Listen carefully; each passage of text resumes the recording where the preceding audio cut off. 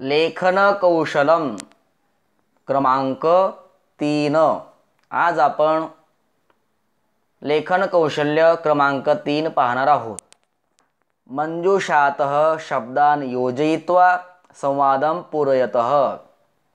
मंजूषेतून शब्दांची योजना करून संवाद पूर्ण करा। संवादिनी।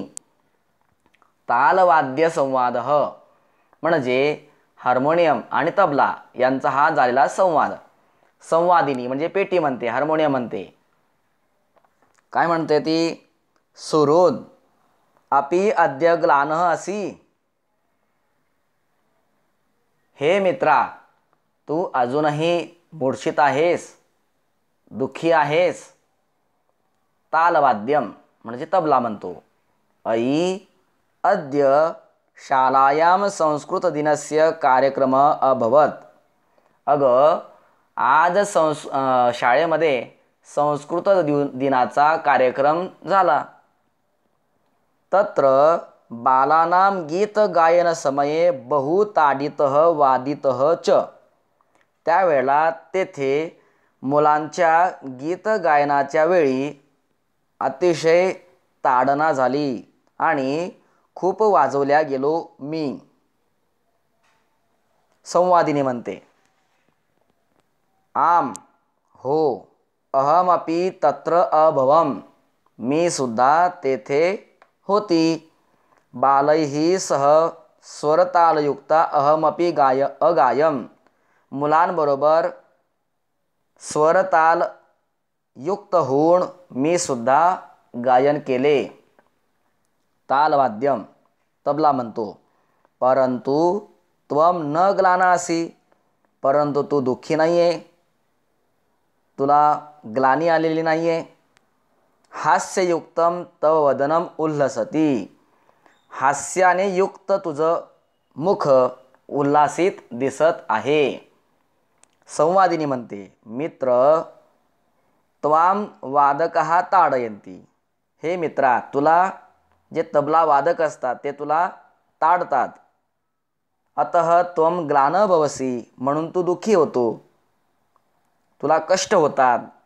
माम तु अतीव कोमलतया वादयन्ति। परंतु मला अतिशय कोमलतेने वाजवतात।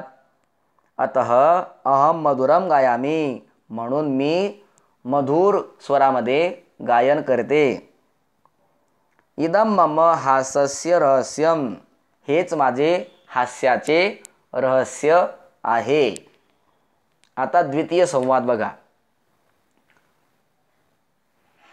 लक्ष द्या। मंजूषातः शब्दान योजयित्वा निबंधम पूरयत। मंजूषातून शब्द घेऊन योजना करून निबंध पूर्ण करा। या निबंधाचं नाव आहे संगणकः। लक्ष द्या, हा परीक्षेसाठी सुद्धा महत्त्वाचा असतो। इदानीन्तन काले संगणकः भोजनम इव आवश्यकः। इदानीन्तन काले म्हणजे आजच्या काळामध्ये संगणक भोजनम इव भोजनाप्रमाणे आवश्यकः जेवढं जेवण आपल्या शरीराला आवश्यक आहे तेवढंच संगणक सुद्धा आजच्या काळामध्ये आवश्यक झालेलं आहे। संगणकस्य सहाय्येन बहुनी कार्याणि सुकराणि जातानि। संगणकाच्या सहाय्याने अनेक कामं सोपी जातात। गणनकार्यं भवतु वा आंतरजाले अन्वेषणम। काही गणित कार्य असो अथवा इंटरनेटवर काही शोध कार्य असो, सह तूर्णमेव कार्यम करोति। हे जे संगणक आहे, हे संगणक खूप लवकर कार्य पूर्ण करते। अधुना तस्य भ्रमणभाषः टॅब यंत्रम अंकसंगणकः एतानि रूपानि प्रचलितानि। अधुना म्हणजे आता, तस्य म्हणजे त्याचे, भ्रमणभाष म्हणजे मोबाईल, टॅब यंत्रम म्हणजे टॅबलेट, त्याचप्रमाणे अंकसंगणकः म्हणजे कॅल्क्युलेटर, एतानि रूपानि प्रचलंतानि, ही रूप त्याची प्रचलित आहेत। यदि आंतरजाल सुविधा विद्युत उपलब्धी वा नस्तः तरी संगणकस्य कार्यम न भवति।